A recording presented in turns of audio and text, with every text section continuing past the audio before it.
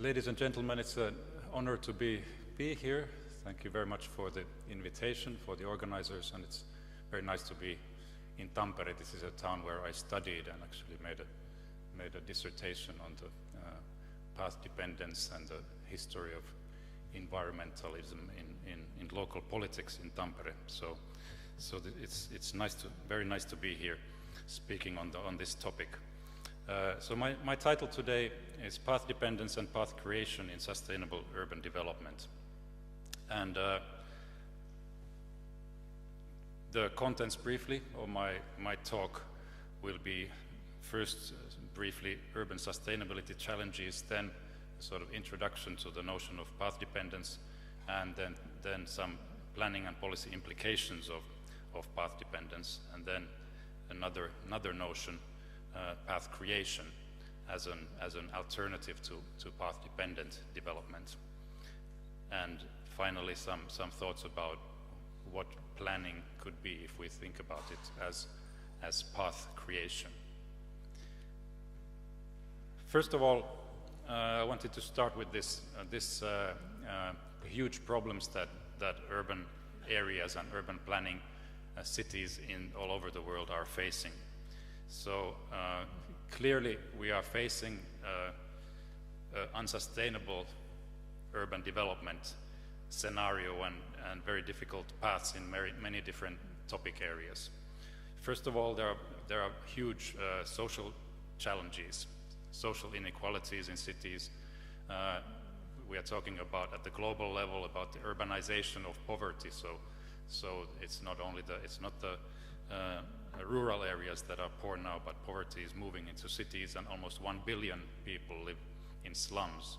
There's lots of urbanization going on, and of course it's a major challenge for any kinds of resource efficiency and climate change challenges today. Also, cities are struggling economically with globalization and economic restructuring. Cities are trying to think about how they can survive in this very competitive world, where they can find jobs, how they can house people in decent ways, and so on. And then, of course, the environmental challenges that we are mostly focusing on today. Cities consume 75% of the world's resources and produce some 80% of global CO2 emissions. So, as the mayor noted, lots of the problems that our planet is facing are based in cities, and so we also need to find solutions in cities, in urban planning and other fields of life in urban living that can make a difference. And of course there's a big difference also between developing country and developed country cities, and much of the urbanization problematic is placed in developing country cities. So 95% of urbanization is actually being absorbed by major mega cities and these very fast growing slum developments in developing world cities. And the challenge is about balancing different aspects of sustainability in urban development. So we are looking at social justice, economic growth, and environmental protection, and all these three corners of the triangle have to be addressed in urban development. So we cannot focus on only one of these, such as economic growth, and neglect the other two. And this is very much a realization that is gaining hold with new ideas of the green economy, for instance, and these kind of concepts which are putting forward the idea of sustainability in a balanced way between economic growth, social protection, and environmental protection.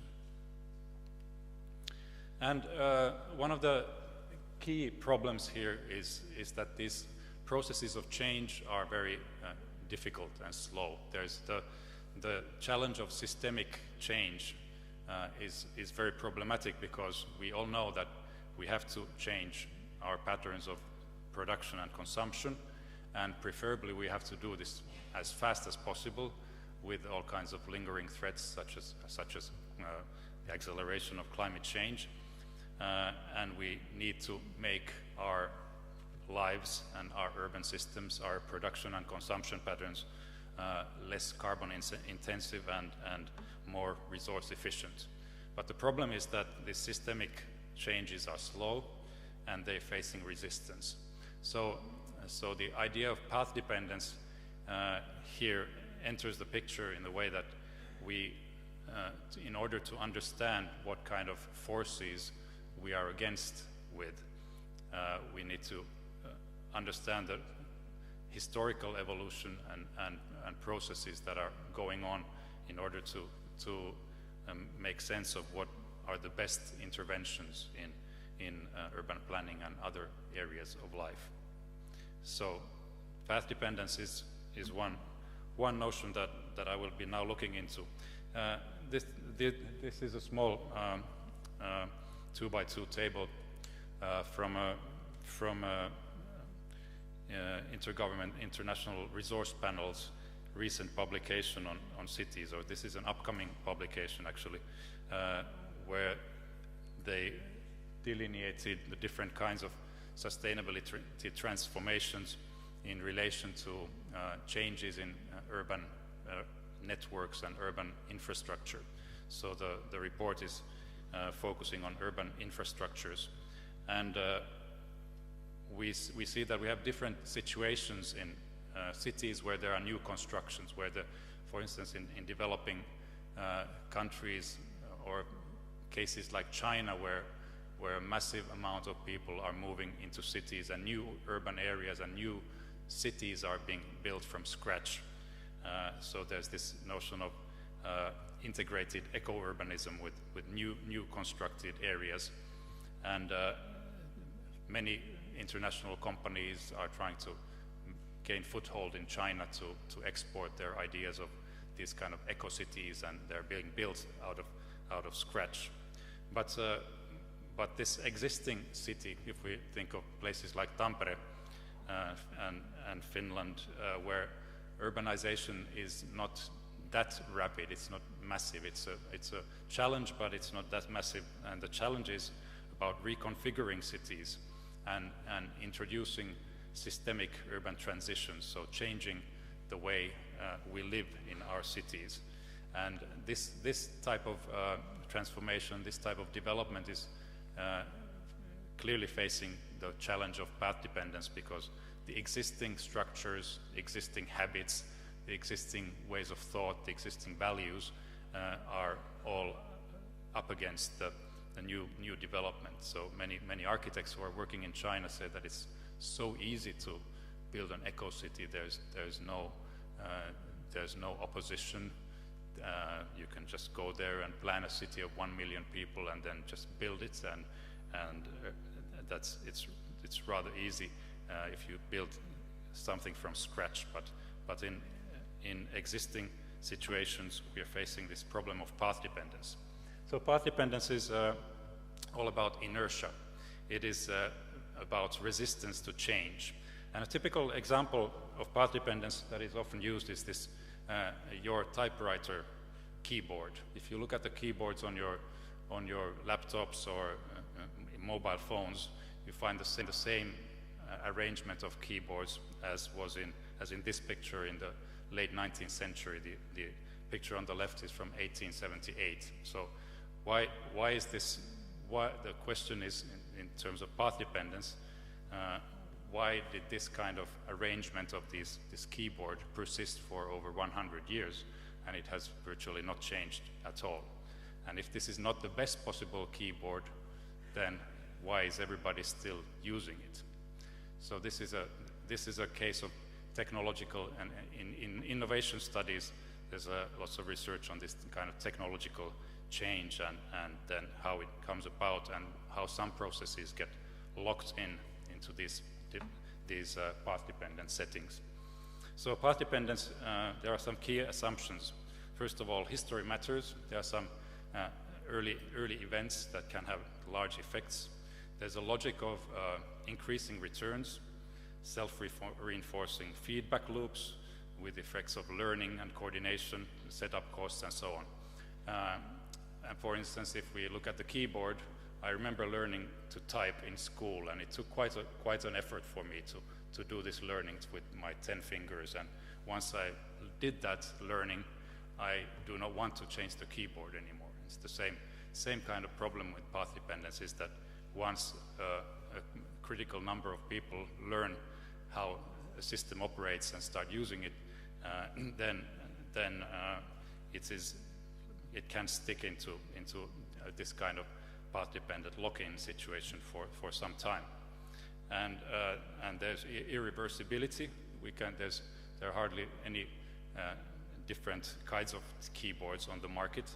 So once the whole structure has changed and the playing field is settled, then it's not easy to reverse the process. So this is one notion of path dependence, that is this irreversibility. Also, the paths that come about, they can be a result of chance actions, some chance, or some cumulative effects of past actions. In this keyboard example, actually, the idea originally was that in order for the mechanical hammers not to stick to each other, this kind of keyboard was useful for typing most English words so that the hammers would not get stuck to each other. So that's the original cause of this settlement. But the path that we are on, this is a key point, of course, in terms of urban development, may or may not be desirable. So path-dependent processes are not necessarily optimal ones, that we can also get stuck into nasty, vicious circles of dependencies, which are very difficult to then change. And path dependency also encompasses multiple mechanisms. It can be about technical structures, institutional settings, and also discursive cultural dimensions. And I will use on some occasions in this presentation the case of urban sprawl as an example relevant for urban planning and path dependence. So in terms of path dependence, we can think about oil dependence, for instance, and car dependence in our cities. And we have in these sections large setup costs. There's a whole fossil fuel economy, the oil industry, the automobile industry, the highways and the road networks, and they're all coordinated. The automobile use is very much integrated in our everyday lives with road networks, service stations, everyday mobility patterns, urban spatial structures, and millions of jobs, of course, also. So there's these economic incentives for many actors to maintain such structures. And the problem is that in terms of urban sprawl, is that there are these self-enforcing mechanisms. So once there are lower densities built in the urban fringe, then public transport is hard to maintain. There's an additional incentive to use the private car, and there's less possibilities for increasing public transport and sustainable mobility patterns. There are also cultural and discursive mechanisms at play. Our individual freedom is very much something we very much value. It's one of the prime values of liberal modernity. So this makes the system very hard to break away from. And the implication in policy and planning from path dependency is that we need new kind of approach of evolutionary planning. Successful policies need to find a fit with the unique set of opportunities and constraints for change determined by a specific historical development path and local combination of factors. And policies need to increase the resilience and adaptability of spatial systems and cities. So, for instance, in the case of urban sprawl, it has been noted that once urban sprawl is understood from a path dependency perspective, it is more likely that we can think about successful containment policies that can be enacted, since we better understand the complications of cause-effect relationships and the feedback loops that are related to these processes. And one of the points here in terms of urban spatial structure is that it is not enough to think about an alternative spatial structure as in a traditional kind of blueprint planning way, but we need to understand the incentives and the mechanisms at play which develop these and which sustain these paths of urban sprawl, for instance, and we need to act upon them.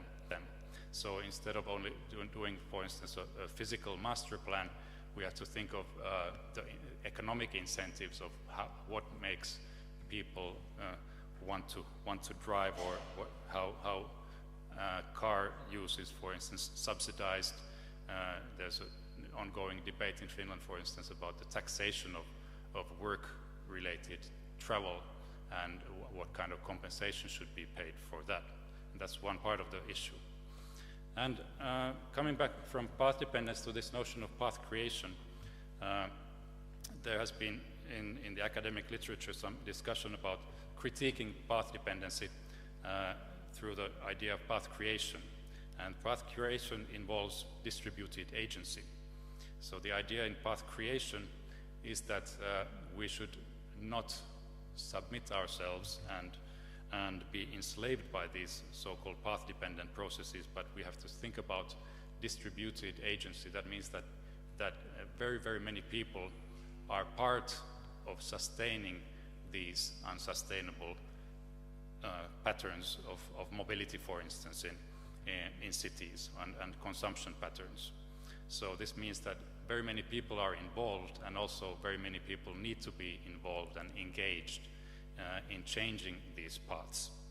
So the idea is that self-reinforcing mechanisms are not exogenous to our actions, but they are constructed and they are also strategically manipulated. Different organizations, different companies, different actors strategically manipulate and use the idea of self and try to institute self-reinforcing mechanisms, so to change paths in their liking. And this approach of path creation highlights the importance of communication and action networks. And an example from Oslo, from an article by Peter Ness and his colleagues, a recent article about Oslo's farewell to urban sprawl, highlights some mechanisms which have enabled this kind of path creation out of the urban sprawl pattern, out of the path dependency of that pattern. For instance, there has been a high degree of professional and political consensus in Norway. There's been a compact city as a preferred sustainable urban development model of Norwegian spatial planners. So the community of planners has largely agreed upon what should be done and what kind of development model should be favored. There's also market demand for housing in Oslo.